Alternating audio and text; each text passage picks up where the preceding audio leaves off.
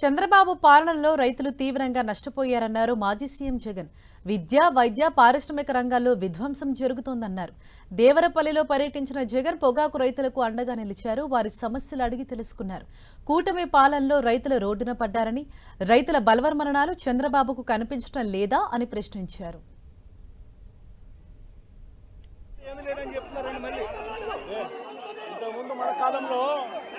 ₹1,00,000 వరకు వడ్డీ లేని రుణాలు ఉన్నాయండి. ఇప్పుడు మీరు వస్తున్నారనే 50,000 3 సంవత్సరాలు. ఈరోజు ఈ వెన్నుపోటు పార్టీ వల్ల చంద్రబాబు నాయుడు గారి పార్టీ అంటే వెన్నుపోటు పార్టీ. ఈ వెన్నుపోటు పార్టీ వల్ల రాష్ట్రానికి ప్రజలకు బాధ తప్ప ఇక ఏదైనా కానీ మిగిలిందా అని అడుగుతా ఉన్నాను. రాష్ట్రంలో ఇవాళ వ్యవసాయ రంగాన్ని తీసుకోండి.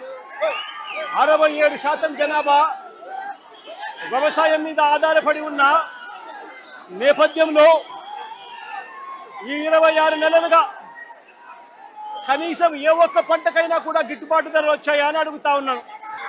ఇవాళ కనిపిస్తున్నది ఏమిటి అని అంటే సంక్షోభమే.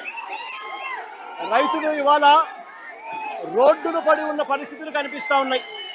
కొనుగోళ్ళ ముందు సాగడం లేదు. ఎక్కడ చూసినా కూడా కనీసం 30% నుంచి 40% రిజెక్ట్ జరుగుతూ ఉన్నాయి.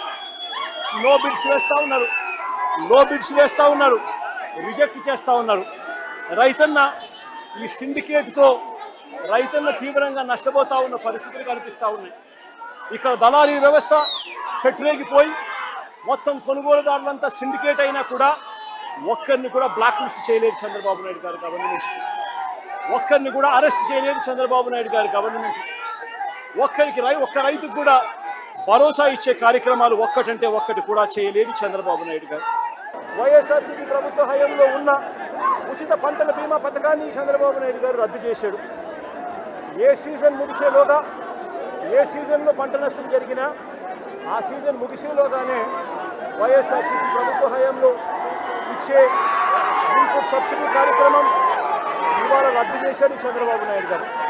మోంతా తుఫానుకు సంబంధించి 9 నెలలు అవుతా ఉన్నా కూడా ఇవాళకి కూడా బాధిత రైతులకు ₹1 కూడా ఇన్పుట్ సబ్సిడీ ఇచ్చిన దాఖలాలు లేవు చంద్రబాబు నాయుడు గారు ప్రభుత్వం. ఇదే పెద్ద మంది చంద్రబాబు నాయుడు గారు రైతులకు గతంలో అందే 0 వడ్డీ పథకాన్ని రద్దు చేశారు. ఉద్దేశపూర్వకంగా రైతు భరోసా కేంద్రాలను నిర్వీర్యం చేశాడు. ఈ క్రాప్ వ్యవస్థను నిర్వీర్యం చేశాడు. టెస్టింగ్ ల్యాబ్లను నిర్వీర్యం చేశాడు. రైతులకు అవసరమైన ఎరువులు సైతం ఈ 2 ఏళ్లలో విపరీతమైన రేట్లకు పెరగడమే కాకుండా మరోవైపున బ్లాక్లో దళారీల దగ్గర రైతులను కొనుగోలు చేయాల్సిన అద్భుతమైన పరిస్థితిలో ఈరోజు రాష్ట్రంలో వ్యవసాయ రంగం ఉంది.